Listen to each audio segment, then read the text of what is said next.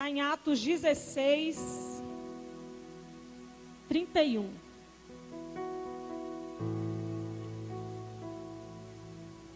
Eu quero que você vire para alguém da sua família aí. Alguns estão só, os filhos já foram para a salinha, né? E fala assim: como você é rico. Se não tiver ninguém da sua família, fala para você mesmo aí: como eu sou rico, como eu sou rica.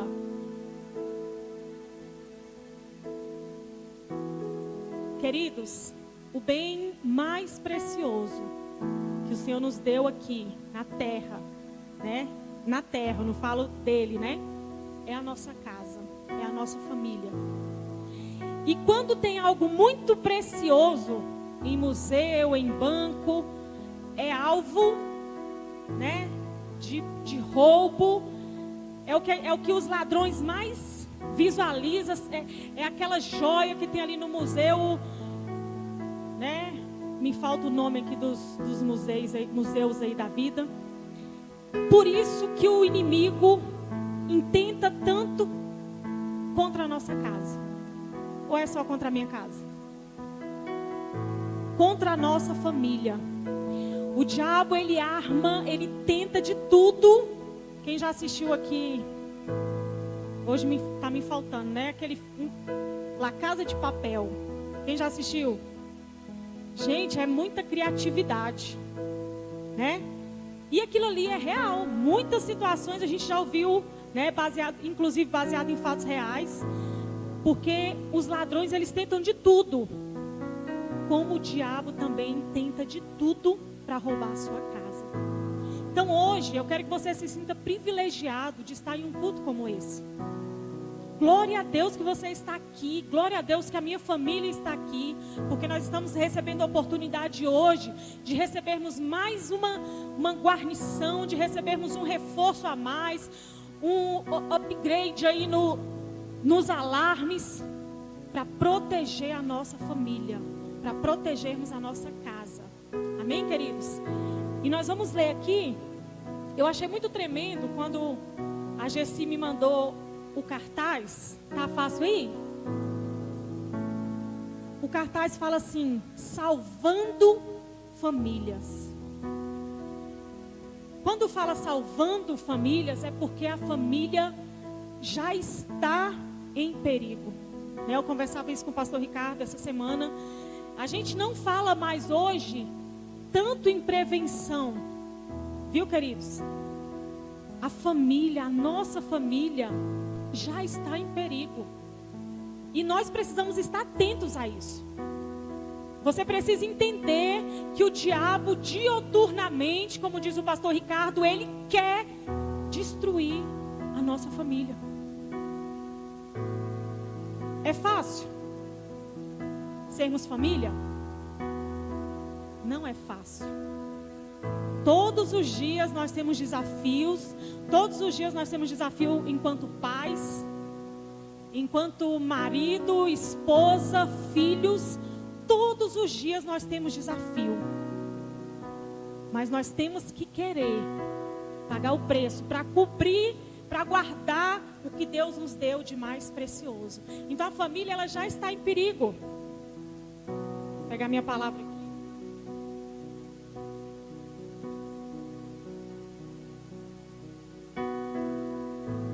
Meu notebook. Se tivesse um notebook lá em casa, se tivesse um iPad, né, Washington?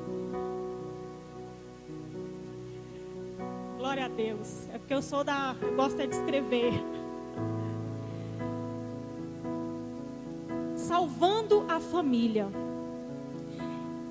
E eu coloquei aqui, queridos, algumas situações que o inimigo ele tem tentado atacar. Algumas armas que ele tem usado para tentar atacar a família. Atos 16 diz assim: crer no Senhor Jesus Cristo e será salvo tu e a tua casa. A sua casa já foi salva. Você já creu. Amém? Você creu. Sua casa está salva, sua casa está guardada. Glória a Deus. Mas eu quero te dizer que a sua casa continua sendo um alvo para o inimigo. Não estou aqui querendo te trazer uma palavra que te amedronte, mas uma palavra de alerta. Amém? Para a nossa casa. A nossa casa é um alvo. E nós temos que ter uma antena ligada, nós temos que perceber situações na nossa casa, alguns momentos que não são naturais. Às vezes você fala, isso aqui é natural. Opa, não é não. E o inimigo, ele vem com frieza, né? Eu achei tremendo demais a palavra que o pastor Washington trouxe aqui no domingo, fez uma analogia, quando nós vamos entrando ali no rio, né, o rio das águas purificadoras, nós vamos andando, águas que dão nos artelhos, águas que dão nos joelhos, águas que dão nos lombos. E quando essa água dá nos lombos, nós tem uma característica, quando nós estamos dentro de uma piscina, na praia, quando você está com a água aqui pela cintura, a gente sente frio. E a gente quer o quê? Mergulhar até o pescoço aqui, ou, ai, está muito frio, vou sair daqui. E ele falou disso, que às vezes quando a água está aqui, ó, na cintura, está mais ou menos, a gente tem a tendência de sair. Ou seja, ele associou a frieza. E é uma das armas que o inimigo tem trazido para a igreja. Não é novidade, já preguei umas 10 vezes falando sobre isso aqui, mas é uma realidade. Então nós temos que perceber, opa, alguma coisa não está normal, isso aqui não é de Deus, isso aqui não é natural.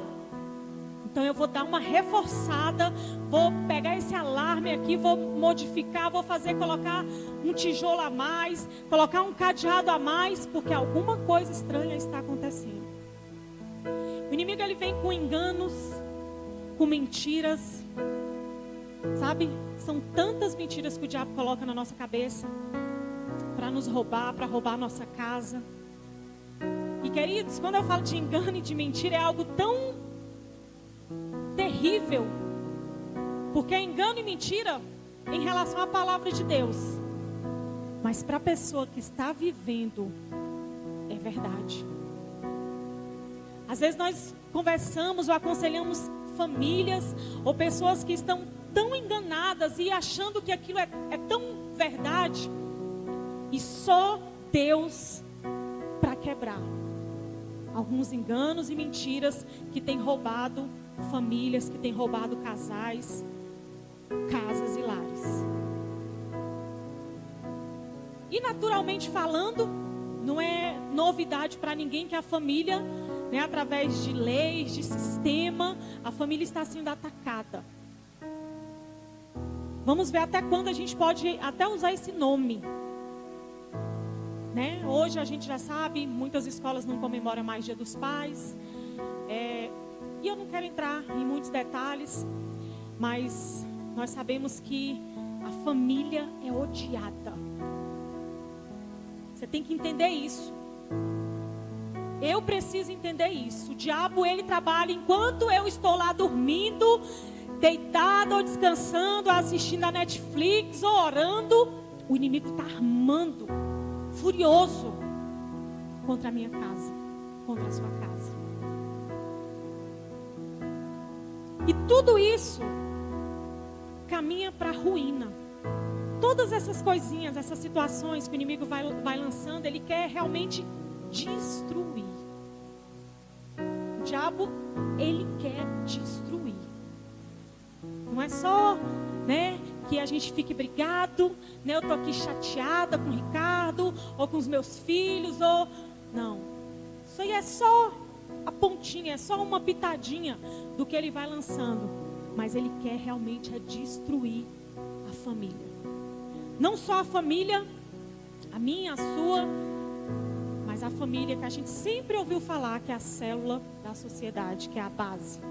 E eu nem sei se falam mais isso na escola. A gente ouviu tanto falar isso, não sei nem se os estudantes ouvem falar disso aí mais. Devem falar assim, antigamente, né, Yasmin e Nicole, antigamente falava-se que a família...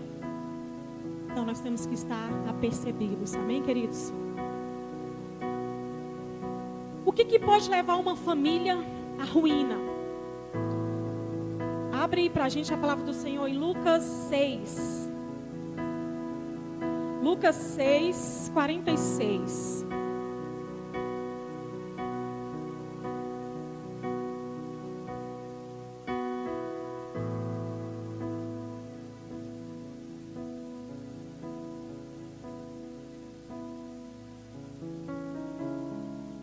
Os dois fundamentos.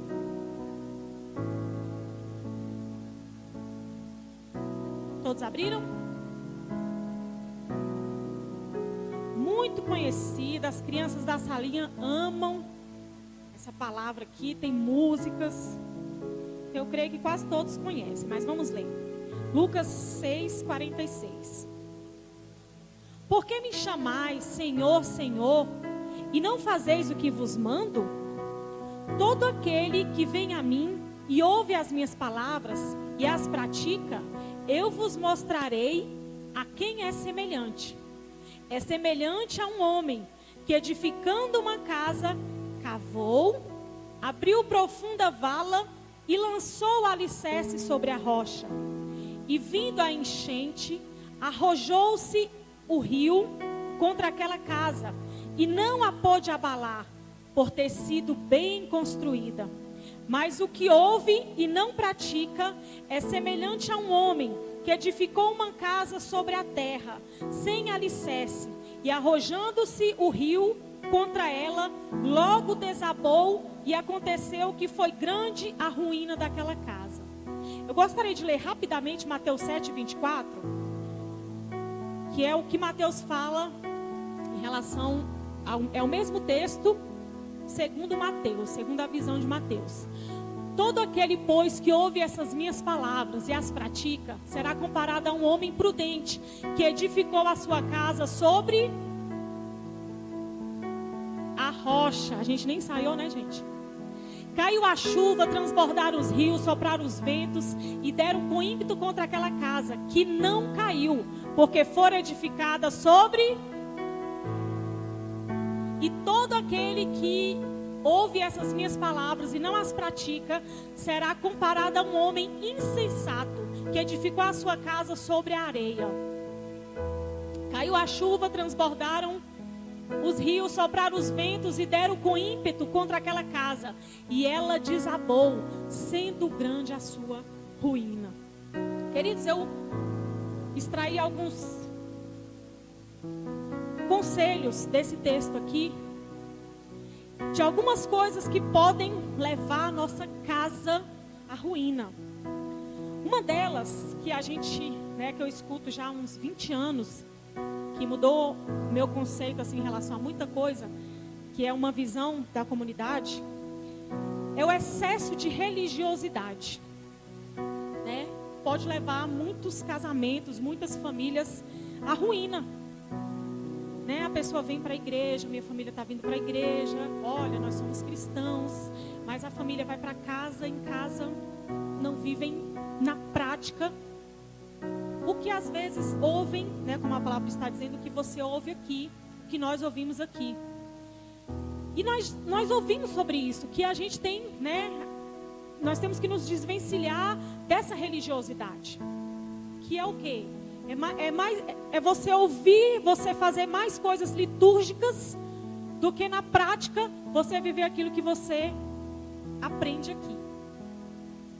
E isso foi extraordinário. Quando eu cheguei e ouvi essa palavra, meu Deus, como eu vivia de uma maneira religiosa, Às vezes só indo à igreja ali participando e talvez no dia a dia não tinha uma vida íntegra com Deus, e foi revolucionário para mim. E o excesso de religiosidade pode acabar com a nossa casa. Querido, só que o que acontece? As pessoas chegaram aí para um outro extremo. E aí eu quero te dizer que a falta de religiosidade também é terrível. Porque religião, querido, se a gente for estudar, você vai ver, fala de religare, fala de nos conectar com Deus. E aí nós pegamos isso aqui, né, esses textos lindos que são colocados na internet, né, que alguém ali em determinado momento recebeu uma palavra ali, só que nós pegamos e levamos para o lado extremo. Você está entendendo isso? Então eu não preciso mais ser uma pessoa religiosa. Aí, queridos, acaba com o que nós aprendemos. Você está aqui hoje em um culto, você pegar a sua família, você preparar a sua família, seus filhos levantarem e já saber. Hoje meu filho de manhã falou isso, eles falam isso, eles já sabem que hoje é o dia de virmos adorar o Senhor. Um momento na nossa casa de nós pararmos de lermos a palavra. Não podemos perder isso, queridos. Sabe, nós não podemos viver esse excesso. Eu não preciso, né, buscar a Deus todos os dias. Eu não preciso ler a Bíblia porque está aqui no meu coração. Não. Nós precisamos sim. Nós dependemos quando nós estamos aqui juntos. Sabe, nós nos fortalecemos. Eu me fortaleço, né? A gente iniciou o culto falando que muitas vezes é difícil nós estarmos aqui. É difícil muitas vezes. Hoje eu ali no canto pensando na minha palavra, algumas coisas que eu anotei, falei, oh Deus, me dê uma forma amorosa de falar isso que está no meu coração. Porque, queridos, nós não podemos perder a nossa essência. Sabe, nós não podemos perder. Deus, Ele é um Deus. Se você lê tudo aqui, se você conhece a palavra, você sabe que Deus, Ele é um Deus que Ele se preocupa com essa questão litúrgica também. Um Deus cuidadoso, cada detalhe, cada situação do templo, né? Como Deus, Ele trouxe ali o cuidado na construção de cada coisa. Então, se eu chegar aqui e falar, isso aqui é só as paredes, eu não tenho que me preocupar, jogo essa cadeira de qualquer forma, não tenho nenhum cuidado com... Não, queridos. Olha, eu te falo uma coisa, isso não é de Deus. Eu tenho que amar estar aqui, eu tenho que amar a casa do Senhor, eu tenho que zelar, eu tenho que ensinar os meus filhos que eles têm que amar isso aqui. Vocês estão entendendo? E nesses dias, a gente tem falado isso muito aqui. O inimigo não quer que nós estejamos aqui reunidos. E aí ele fala para você, não precisa. Queridos, eu vou te falar, em casa, a gente luta, mas não é fácil. Quantas vezes eu programo o meu devocional, eu vou fazer assim, eu vou ler a Bíblia assim, eu vou orar todos os dias assim. Quantas vezes eu não dou conta? Só eu? Então, queridos, isso aqui nos ajuda, nos fortalece. Você vem aqui, recebe uma palavra poderosa, igual nós recebemos no domingo. Passa a semana toda com aquela palavra borbulhando no seu coração. Eu preciso entrar mais, eu preciso mergulhar mais, eu preciso mais de Deus. Isso aqui nos fortalece. Amém? Receba com muito carinho, receba no seu coração essa palavra. Por que eu tenho... Quando eu pensava nisso aqui, sobre estarmos aqui, eu pensava, uma pessoa ou outra vai talvez pensar, nossa, essa palavra é para mim. Domingo passado eu senti falta de 12 famílias. Então essa palavra não é exclusiva para você. É para muitas famílias, é para muitos de nós que precisamos nos preocupar em estarmos aqui. Em trazermos a nossa casa, em protegermos a nossa casa. Em virmos aqui receber essa dose de Deus. Essa unção de Deus. Amém? Amém? Então, em algumas situações, vem esse extremo, né? Eu não preciso ir à igreja todos os dias, né? Para que tudo isso? Isso é exagero.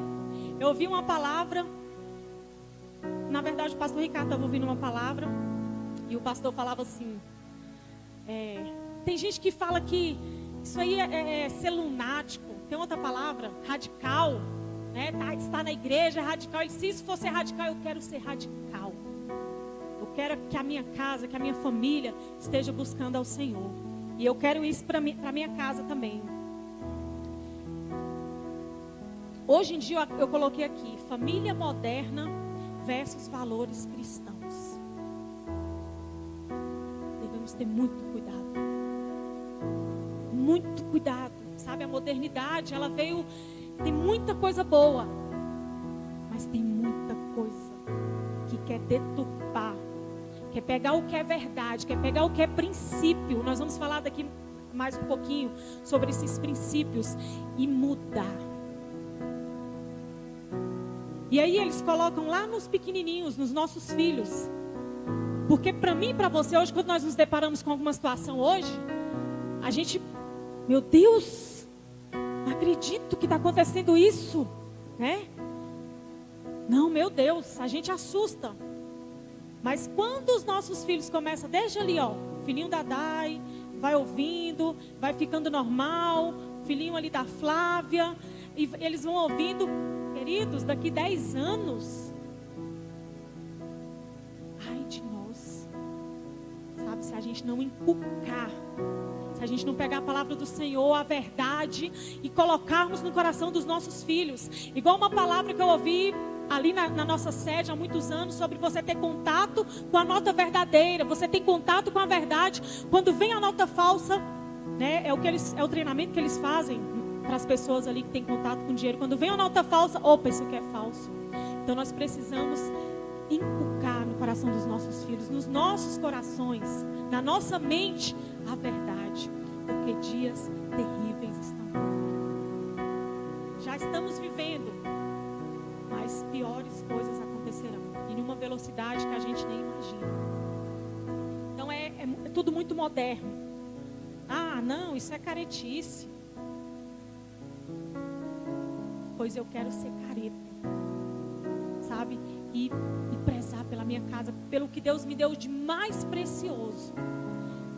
Pelo que Deus me deu de mais precioso, como eu iniciei falando para vocês. 46, versículo 46, fala assim: Senhor, Senhor, Senhor, Senhor, e não fazeis o que eu vos mando.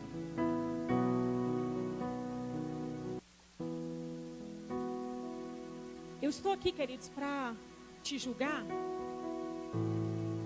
Estou aqui em cima, o púlpito está aqui mais alto, né? Dá a sensação de que a gente é mais santo, que é mais fácil para quem está aqui.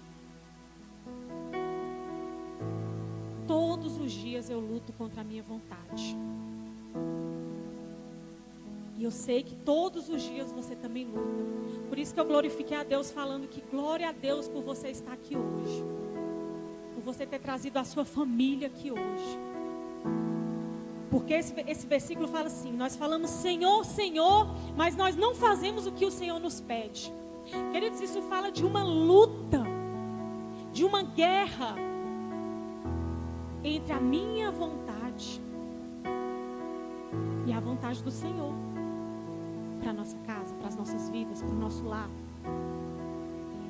E essa é uma luta que nós vamos ter constantemente. Ah, eu aceitei Jesus, né? Eu levantei os meus braços, agora o meu desejo, nós falávamos disso depois da palavra do Fábio, que também foi uma palavra tremenda, ficou no meu coração, né? Sobre você arder, sobre a vontade de você buscar o Senhor, mas que na realidade nem sempre é fácil.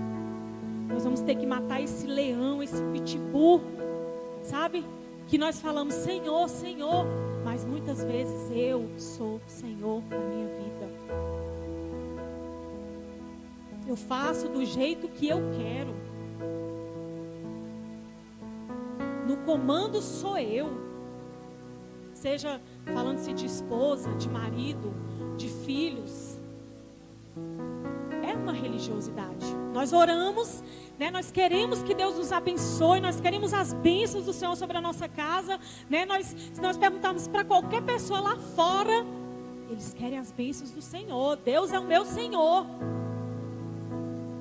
Mas na hora de ouvir, na hora de termos o Senhor como Salvador, eu estou falando aqui eu vejo aqui, todos já têm o Senhor como Salvador. Então a linguagem aqui agora é diferente, vocês estão me entendendo. Então, Deus é meu Salvador, já me salvou. Mas Ele está sendo o Senhor das minhas ações, da minha vontade, ou é a minha vontade que tem prevalecido? Rapidamente, eu não vou ler, mas eu vou citar algumas coisas que prevalecem quando eu ler aqui para vocês, eu já falei isso quando eu falo sobre as mulheres, é tão ruim de ouvir. Tem algumas coisas na Bíblia que não é bom ouvir. Você ouve assim, você fala, oh, meu Deus, é tão difícil isso. Está tão distante. Mas é Bíblia. Nós temos que crer que a Bíblia é a palavra de Deus. Essa é a visão da nossa igreja. Tem gente que crê que a Bíblia contém a palavra de Deus. Mas nós cremos que a Bíblia é a palavra de Deus.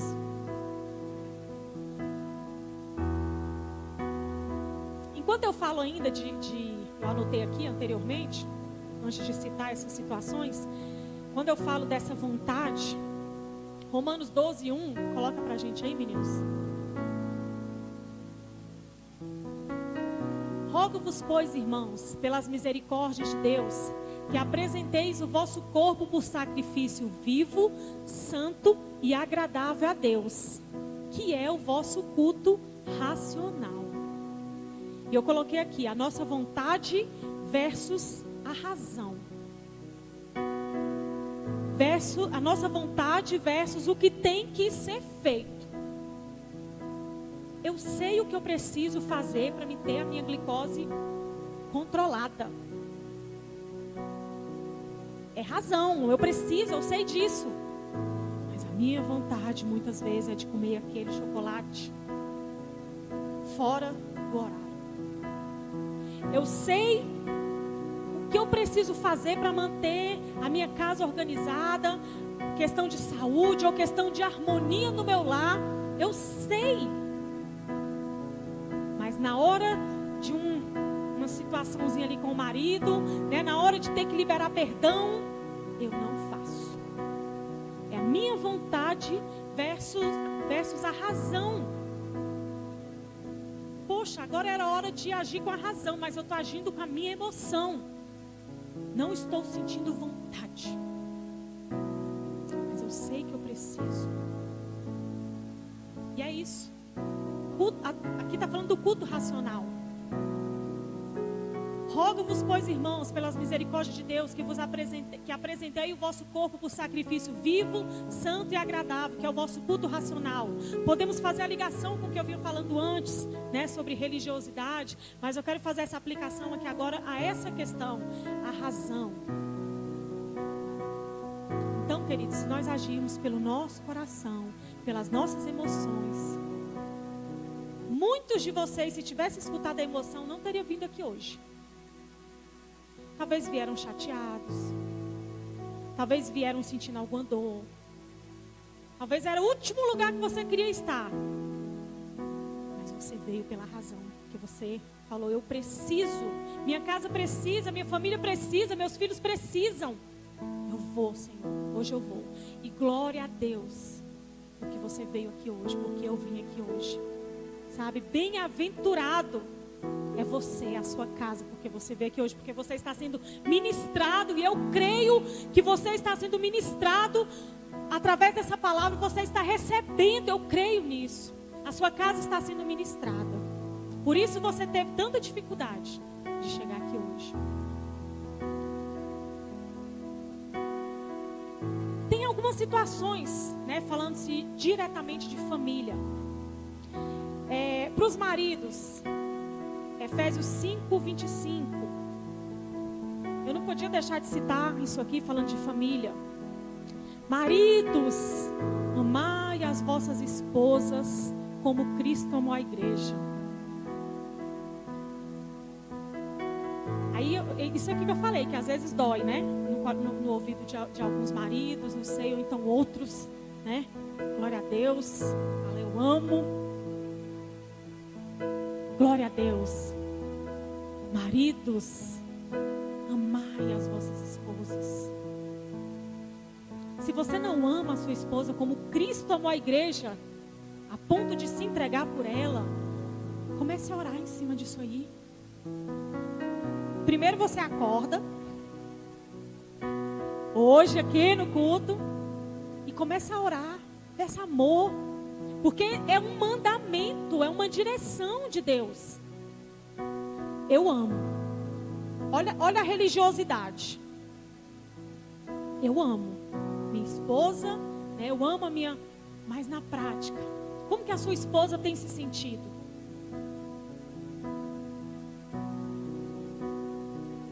Como que as mulheres, eu quero que o marido reflita aí agora. É para você sentir mesmo isso que eu vou fazer aqui agora. Só que eu não vou expor ninguém. Se eu pegasse agora e falasse assim, as esposas, não cutuca nenhum marido, não exponha seu marido. Se eu falasse aqui agora, as esposas que se sentem amadas, que se sentem segura, que sabe assim, o meu marido me ama. Vamos parar por aqui? É disso. Então você vai sair daqui hoje. Se você não ama a sua esposa, não tem demonstrado, porque não é só de palavras também. Meu marido não fala que me ama. A gente está no culto de família, então eu tenho que falar disso. Mas você tem que falar para ela. Ela tem que saber e ela tem que sentir. Às vezes muitas enfermidades, muitas situações que muitas mulheres têm vivido porque não têm se sentido amada, protegida. A Bíblia fala que o marido ama a ponto de se entregar. Se o meu marido me ama a ponto de entregar a vida por mim, eu sou segura. Então você vai orar, colocar nos seus papéis aí, se você anota ou se você coloca no seu coração, como marido, Deus, eu quero amar a minha esposa. Se a sua esposa é amada, Efésios 5:22, ela vai ser uma mulher submissa. Já tem mulheres aqui que odeiam essa palavra.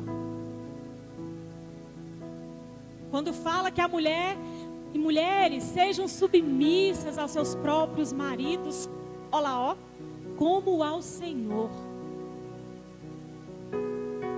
Por isso que eu falo que a Bíblia é a palavra de Deus. Você vai pegar só o que é bom? Só o Deuteronômio 28?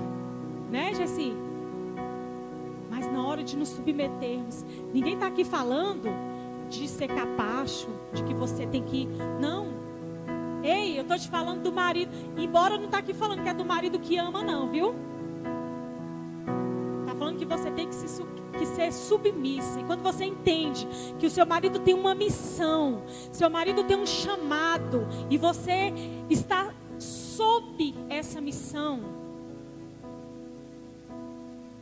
é tremendo demais. Sabe, mulher? A gente não está aqui. Eu sou uma mulher, eu estou falando disso. Eu não estou aqui falando que você tem que ser inferior, que você tem que se rebaixar. Mas quando você... Sabe, quando nós não somos arrogantes, quando nós não queremos que a nossa vontade prevaleça, porque a gente quer muitas vezes. Nós mulheres, nós queremos muitas vezes. Essa semana eu estava lá em casa, ouvindo Provérbios. Eu falei, meu Deus do céu. Mulher, ouve Provérbios, ouve. Essa semana. Aí eu comecei a ver dos meus momentos de chatice. Como a Bíblia fala o tempo todo da mulher rixosa, da mulher que é uma goteira, da mulher que quer que a vontade prevaleça. Eu falei, Deus, até tive uma DR com meu marido, amor, né? Como eu queria te agradar todos os dias, ser uma esposa que... Porque eu sei que eu só tenho a ganhar com isso. Cá para nós, mulheres. Eu falei isso na última vez que eu preguei. Você só tem a ganhar. Sabe, então... Imagina, leia Provérbios para você ver a quantidade de versículos que fala sobre a mulher truculenta, a mulher que não se submete. E eu estou falando à luz da palavra. Se você entende que há uma missão, que seu marido recebeu uma missão e você está submissa, vocês dois vão romper juntos. Amém, queridos? Amém? E é na prática, senão nós vamos ser meras religiosas. Eu só tenho a ganhar. 22 anos eu vou fazer. Muitas vezes o meu marido faz a minha vontade, muitas e muitas e muitas vezes, porque ele sabe que eu não vou ficar, né? Às vezes tem até aquilo, poxa, eu queria, mas eu acabo, como ao Senhor, me submetendo. E nós como família só temos a ganhar. Amém? Meu Deus, eu tenho que ficar de olho aqui na hora. Filhos, maridos, mulheres, filhos, Efésios 6, do 1 ao 3. Filhos, honrai os vossos pais, obedecei a vossos pais no Senhor, porque isso é justo. 2. Honra o teu pai e a tua mãe, que é o primeiro mandamento com promessa. Quem aqui é filho? Então essa palavra é para todos nós. Honra. E quando nós honramos, nós vivemos muito, nós temos os nossos dias prolongados. Nesses dias de Covid, meu irmão, honre mais. Só para quebrar o gelo, tá? E para os pais? Efésios 6, 4. Vós, pais, não provoqueis vossos filhos a ira, mas criai-os na disciplina e na admoestação do Senhor. Queridos, quantas vezes como pais nós também somos truculentos? Quantas vezes nós queremos mostrar nossa autoridade? É porque sim. Eu às vezes exijo umas coisas que eu falo assim, meu Deus, para que tudo isso? Sabe, às vezes a gente provoca mesmo. Que Deus nos dê essa graça, sabe, de educarmos, disciplinarmos no Senhor. Mas às vezes nós realmente irados, também deixamos os nossos filhos irados.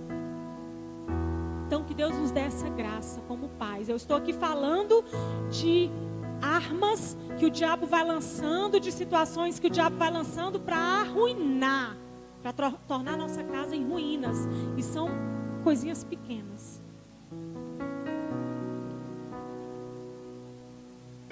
E aí eu já falei, né, sobre estarmos juntos, como isso aqui nos fortalece. Queridos, é bíblico nós congregarmos.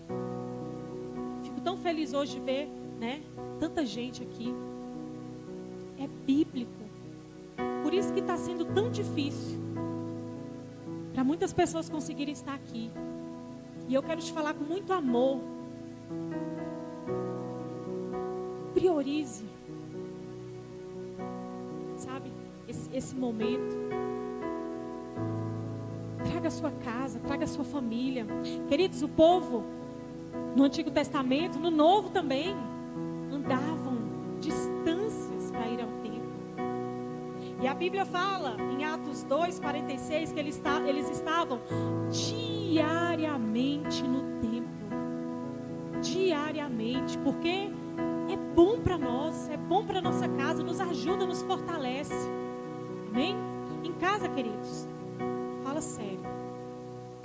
A gente quer Netflix, assistir a série assim do começo ao fim, é bom demais.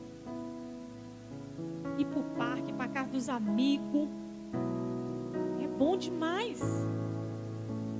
Mas a gente está falando de algo espiritual, de uma visão espiritual. É pecado fazer isso, gente?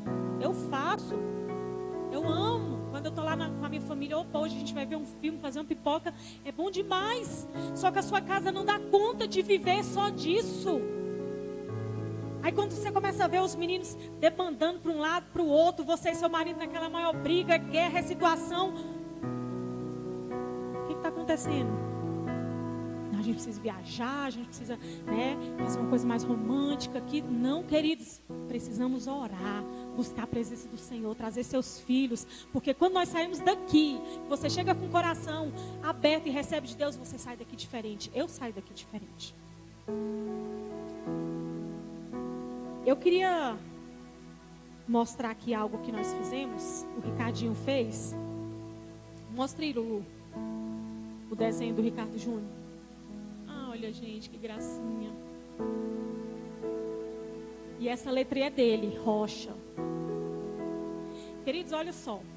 Não sei você, mas sempre que eu li essa palavra, esses versículos, eu achava que um homem foi lá e procurou uma rocha e construiu a casa na rocha. E o outro foi lá e construiu a casa na areia. E que os dois tiveram a mesma gastaram a mesma coisa, a mesma quantidade de tempo, gastaram o mesmo... E um teve a infelicidade de construir na areia. Queridos, mas não é isso. Dá essa ideia aqui de que eles construíram no mesmo lugar. Olha só, não necessariamente no mesmo lugar, mas com a mesma condição de solo. 41. Cadê meu óculos novo, Jonas? Que eu não estou enxergando. Cadê o Jonas? Estou enxergando esse óculos.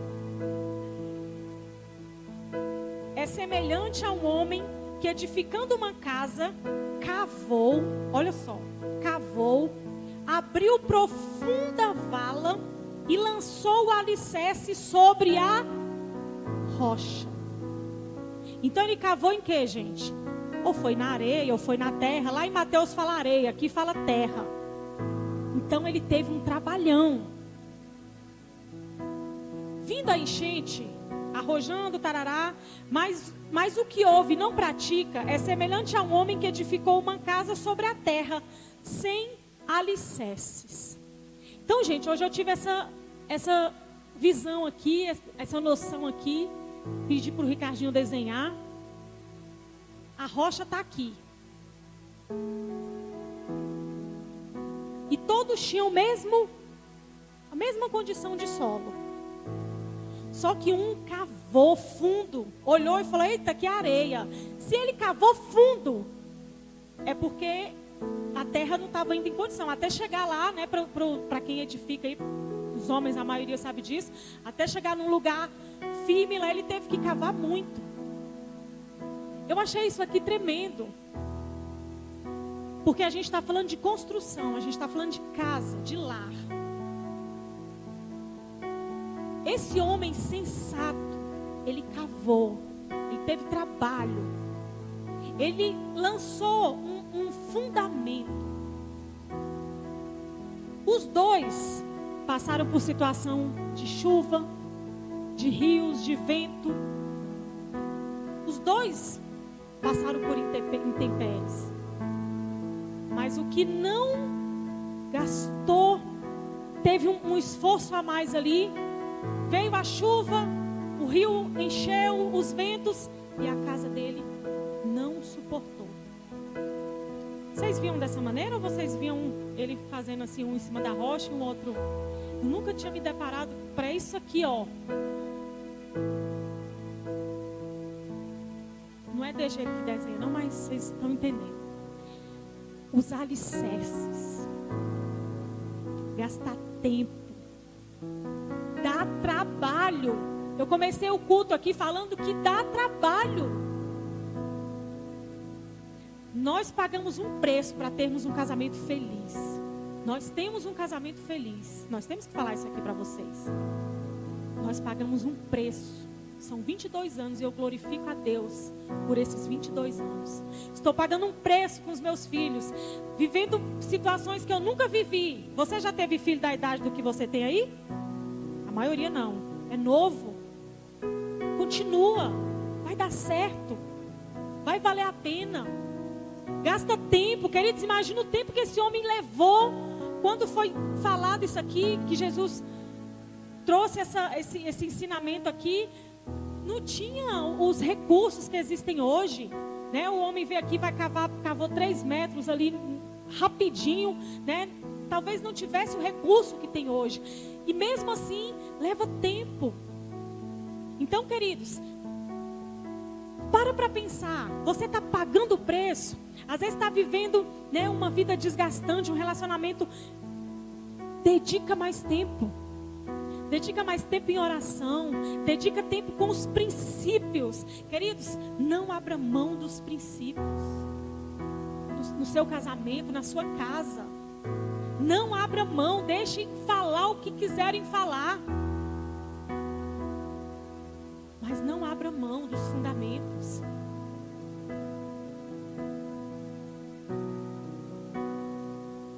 Foi a mesma terra, né? As mesmas dificuldades. Querido, a mesma dificuldade que você passa, eu passo.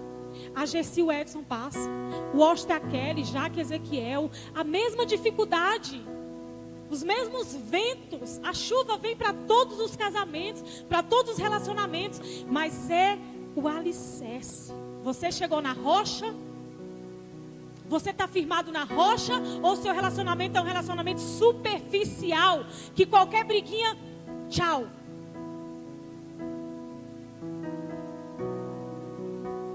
Nós temos que estar firmados na rocha. E nós sabemos quem é a rocha. Gasta tempo, é difícil, às vezes é duro ali, às vezes, né, não é só areia, mas nós temos que chegar nesse lugar que é resistente, que você pode falar, aqui sim, aqui é a segurança, que é em Deus, que é em Jesus. Amém, queridos? Não abra mão, mesmo que seja você o principal sabotador. Lute contra você mesmo, contra as suas vontades, mas não abra mão de manter os princípios, de manter os fundamentos, de ter uma base. Que essa base seja a palavra, seja Cristo. Amém? Muitas vezes a gente não quer ter esse trabalho de lermos a palavra com os nossos filhos, de corrigirmos, de ensinar. Sabe, a gente prefere, deixa pra lá, toma aqui o celular. É muito, sabe, é muito fácil. Mas eu tenho que brigar comigo mesma, de falar, opa, não, agora eu preciso que você. Não, então no relacionamento não é fácil. Não é simples, né? Igual um casal ali pensava. É simples, não é simples. Temos que abrir mão, temos que perdoar, temos que reconhecer.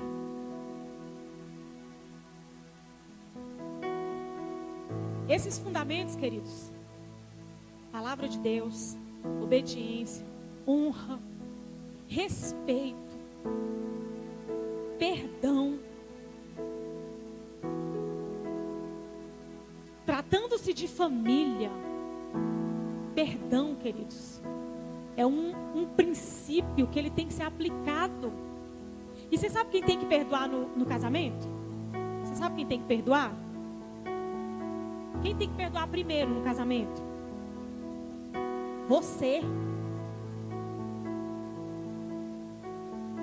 Você tem que perdoar primeiro. Não existe nenhuma lei, nenhuma regra que é o que foi machucado, o que foi ferido, o que foi traído. Você tem que perdoar e você tem que pedir perdão. Nós aplicamos isso na nossa casa. E o mais rápido possível. Quanto mais distante, quanto mais magoados, sabe, mais distante você vai ficando do seu cônjuge, por falta de perdão, mais lugar você vai dando para ação maligna. Uma coisinha que às vezes era, ai, me chateei com uma coisinha ali, e aí eu vou me fechando, não resolvo. Aquilo ali eu vou abrindo mais uma brecha, vai aumentando e outras situações vão piorando. Então seja diligente em proteger a sua casa. Amém? Quem tem ouvidos ouça o que o Espírito diz à igreja. Já finalizando,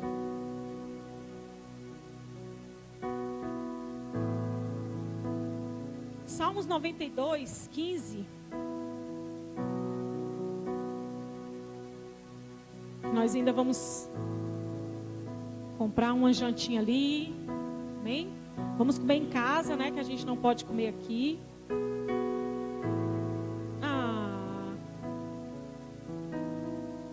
Dias melhores virão, nós cremos.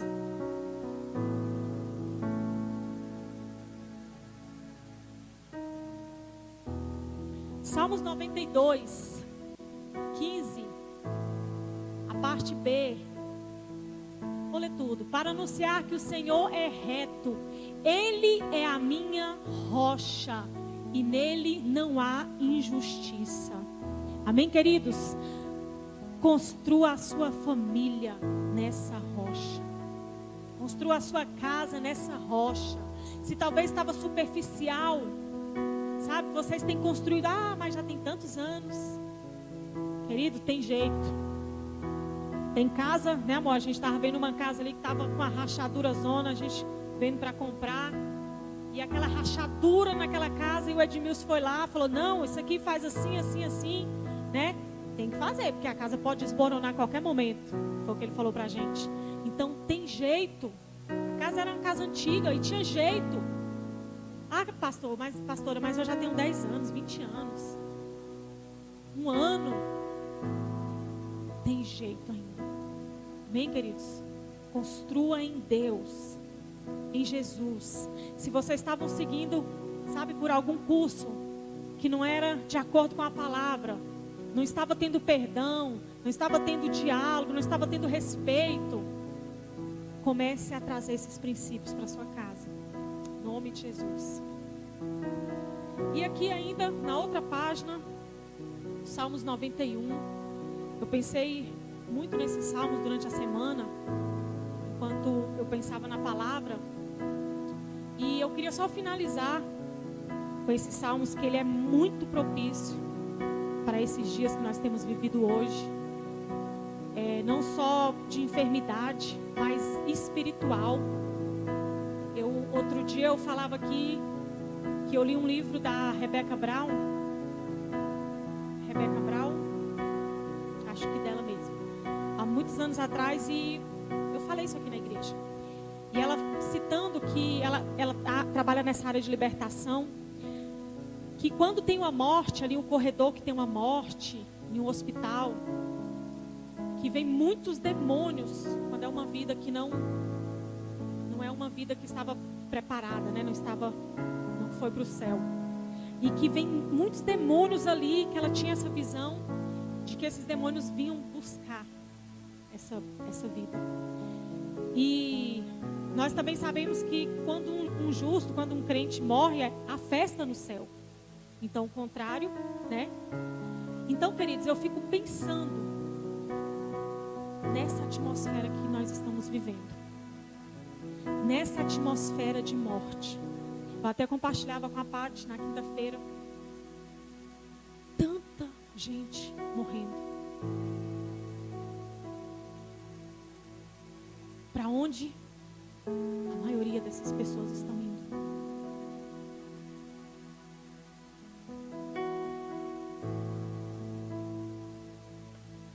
Quem é que vai falar do amor de Deus? Eu não. Tenho que me manter seguro, tenho que me proteger, tenho que manter distanciamento. E as vidas estão indo. Estou aqui falando para você ser negligente. Nós temos os cuidados, mas nós temos um papel fundamental nesses dias. Então, tantos casamentos, eu comecei falando isso porque tem tantos casamentos sendo desfeitos, tantas pessoas ficando pelo caminho. E eu acredito que tem tudo a ver com essa atmosfera de morte, com esses demônios que têm saído, infelizmente, queridos, para buscar muitas vidas que têm morrido sem Jesus. E eu quero ler esses salmos aqui. Eu já queria que você ficasse de pé. Esse salmo aqui, querido, ele não é um amuleto. Tem gente que usa o Salmo 91 aberto na casa dele lá, a folha é amarela. Mas quando ele se torna uma verdade, quando você lê, você toma posse, você pratica e crê, ele é uma verdade para a sua vida. Então, eu quero aplicar ele à sua casa, à sua família. A gente está falando de família. Eu vou ler e depois nós vamos orar. Amém, querido? Eu creio que você foi ministrado. Eu creio que você recebeu chaves aqui para proteger sua casa hoje. Use. Sabe, nós ficamos muito tempo ali, com as câmeras desligadas. Tinha as câmeras, mas não funcionavam. Tinha o alarme, mas não estava funcionando. Eu ficava agoniada, né, amor? Pingando. Não adianta. Você está levando aqui, Deus falou, né, algumas palavras aqui para nós nessa noite. Então coloque em prática. Proteja, guarda a sua família, que é o bem mais precioso que você tem aqui na terra. É a sua casa, a sua família, seus filhos, seu cônjuge. O que habita no esconderijo do Altíssimo e descansa à sombra do Onipotente. Habitar. O pastor Ricardo ministrou uma vez esse Salmo 91 que eu nunca me esqueci. A igreja, creio que também não. É habitar. É morar no esconderijo do Altíssimo. É fazer morada em Deus. Não é uma vez ou outra. Eu estou aqui, agora eu sou crente, agora eu não sou. Né? Agora eu... Não, é morar, é habitar. Sua casa precisa habitar. Não só quando, sabe, for conveniente. Mas essa tem que ser a nossa morada. E descansa à sombra do Onipotente. Diz ao Senhor, meu refúgio e meu baluarte. Você fala, olha, Deus é o meu refúgio, Deus é a minha fortaleza. Baluarte, outra palavra fala de sustentáculo. Sustentáculo é um lugar que te protege. Aquelas construções antigas, aqueles fortes, né, que a gente vê lá pro lado da Bahia, né? Esses fortes assim de guerra. Na quina deles, assim, normalmente tem uma, como se fosse uma capelazinha, um lugar onde, né, ficavam ali militares, um lugar que era protegido, que era guardado. Então, por isso essa comparação. Então, é um lugar que é uma fortaleza. Você entende isso, queridos? É um lugar seguro, é um lugar inatingível. A minha casa precisa estar nesse lugar, porque o inimigo ele está do outro lado, sabe, armado até os dentes para destruir a nossa casa. Não saia dessa fortaleza, não saia desse lugar seguro. Amém? Deus meu, em quem confio, pois Ele te livrará do laço do passarinheiro e da peste. Tome posse, eu creio, eu tomo posse em nome de Jesus. Peste perniciosa, cobrirá-te com as suas penas, e sob as suas asas estarás seguro. Se as crianças estivessem aqui já, né, se elas forem chegando até o final, eu quero que nós oremos esse versículo 4 aqui. Não te assustará do terror noturno, nem da seta que voa de dia, nem da peste que se propaga nas trevas, nem da mortandade que assola ao meio-dia. Caiam 1000 ao teu lado, 10.000 à tua direita, mas tu não seja atingido, a tua casa não seja atingida. Somente com os teus olhos olharás e verás a recompensa dos ímpios, pois disseste, o Senhor é o meu refúgio, fizeste do Altíssimo a tua morada. Amém, queridos? O alerta do Senhor para mim e para você hoje. O Altíssimo tem que ser a minha morada. Eu tenho que permanecer nesse lugar. Porque lá fora há um inimigo que quer destruir a nossa casa.